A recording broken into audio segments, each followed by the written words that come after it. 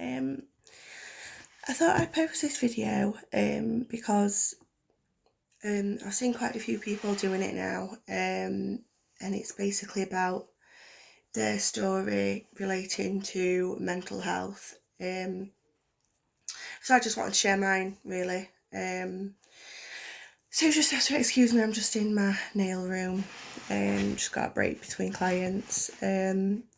So yeah, due to the um, unfortunate happenings of what Caroline Flack did, and it's not just her, it's many people that have done it, sadly, and it's all relating to mental health, which is really, really sad because there's not really many avenues to go down now, and mental health is such a big thing at the moment. It's quite open to talk about, but yet there's no real help for it out there. So I just wanted to share my story and hopefully give hope to anybody else that's suffering. So yeah, taking it back from the beginning, when I was between 13 and 15 years old, I can't really remember what age, I ended up stupidly getting pregnant. And I knew in my head that I was, but I thought, oh, if I don't think about it, it's just going to go away. But clearly it never. And my mum noticed that I was coming home after school, going to sleep. I had like a rounded belly on me because back then I was quite small anyway. And I was throwing up at certain smells, and so she was like, well, I want you to do a pregnancy test. And I says, I'm a virgin, I'm not pregnant. So she says, well, if you're not, if you are a virgin, then you won't have a problem taking this test. Now, if I thought for 1 second that that test were going to come back positive, there wouldn't have been a chance that I'd have done that test. I'd have made my little sister wee on it. I was so adamant that it was going to come back negative, even though in my mind I knew I was pregnant. Within a couple of seconds, it came back clearly positive, and so yeah, I thought that my mum and dad, if anybody knows my mum and dad, would have absolutely killed me. Of course, they were disappointed in me, but they stood by me and said they'll support me in whatever I choose to do. And obviously, I knew that it's not me that was going to be affected. It was the child and my mum and dad and my two sisters, and my mum and dad had done their part. They'd brought 3 kids up. So I knew it wouldn't be fair on them, and I wanted to go and finish school, and I wanted to go to college and go to university, and I knew it would just be really, really hard, and it just would be really, really hard for me to do, and I never believed in terminations, and to an extent I still don't, but I believe it's what your situation is. So of course I ended up having a termination, but because I was so far gone, I had to go through labour and deliver the baby. And there was a lot of complications surrounding that, and I was rushed into hospital a couple more times afterwards. And through that period, I lost a lot of friends. There was a lot of rumours spread about me.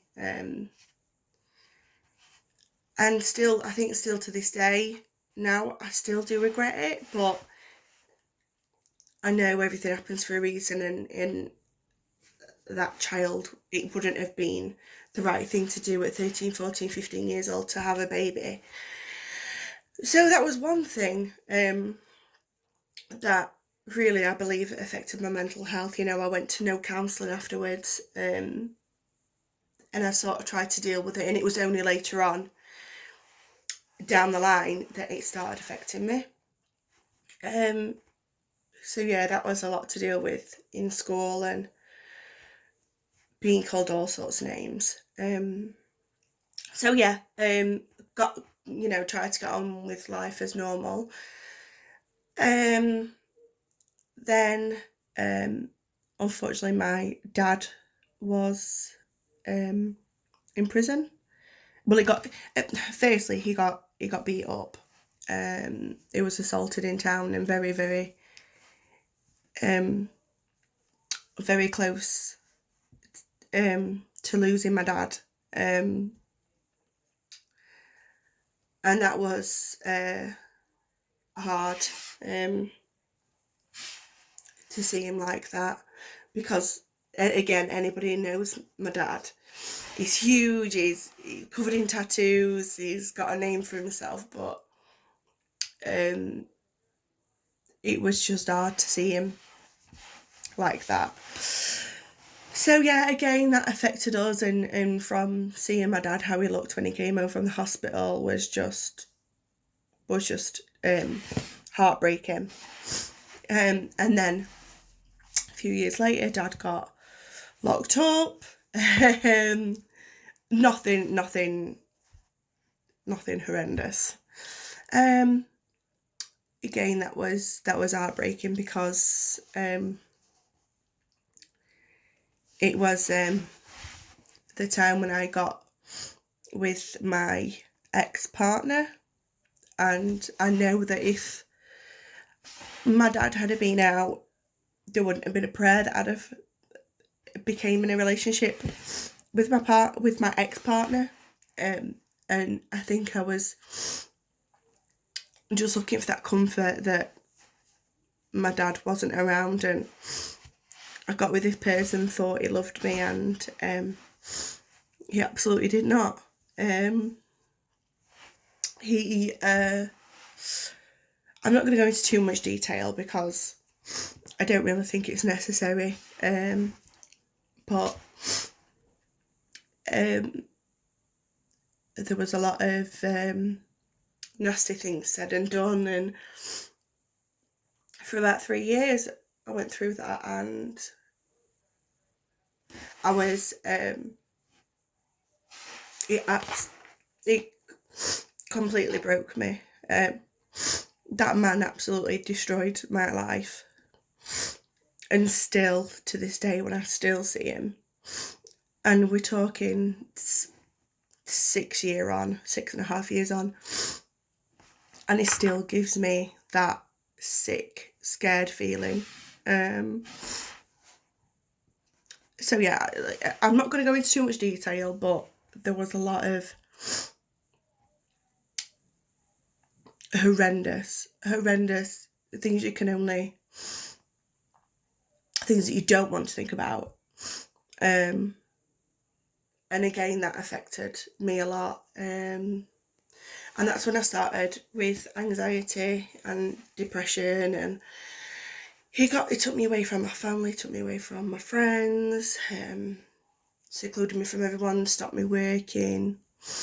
I wasn't driving at the time. So yeah, that was another factor. Then Mum was diagnosed with breast cancer. And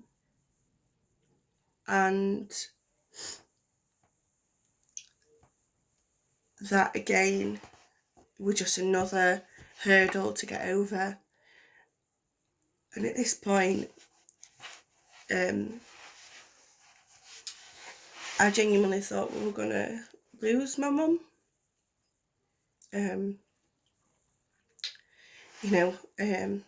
Seeing her so weak and sad and scared, and really, I think, made me realise that genuinely life is genuinely too short to be unhappy. So that sort of spurred me on to leave my ex. Thankfully, my mum's fine. She's recovered. She's fine. She's as crazy as anything. And again, that was just another thing added to what I call like your storage box in your head, just another thing. And then at this point, I started with severe anxiety, like severe. And Mum and Dad moved abroad, and I'd not seen him for around 8 months. Me and Craig had got together, we'd just got engaged, like we were happy, everything was perfect. And as soon as I touched down in Benidorm, where Mum and Dad was living, I instantly was suicidal. Something switched in my brain, and I said to my mum that I was going to jump off a balcony, and it was so normal. Nothing was abnormal about it. It was almost a matter of fact that that's what I was going to do. And then I started having what they call intrusive thoughts. We have the most horrendous, scary thoughts that you can ever imagine. And I genuinely thought I'd killed somebody. Looking back now, you think you would know if you killed somebody, but in my head at that time, I genuinely thought I had killed somebody. And I was okay with going to jump off the balcony because it didn't scare me. And I just started having all sorts of thoughts, and they were scary to think about, even scary now. And I've lived with this now for around 5 years, and it's still as scary as when I very first had my first thought. And then got pregnant with Skylar. Thankfully, she's okay. But we had Skylar 3 months premature, and we did nearly lose her at one point.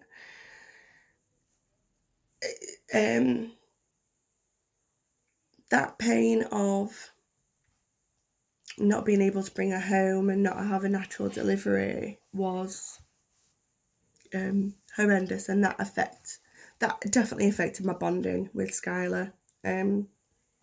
But as you've all probably seen on Facebook, she's fine, she's huge, she's crazy, but she's amazing. She's amazing. If it wasn't for her, I genuinely would not be here now. Genuinely. And then that brings me on to Tilly, whose due date is tomorrow. And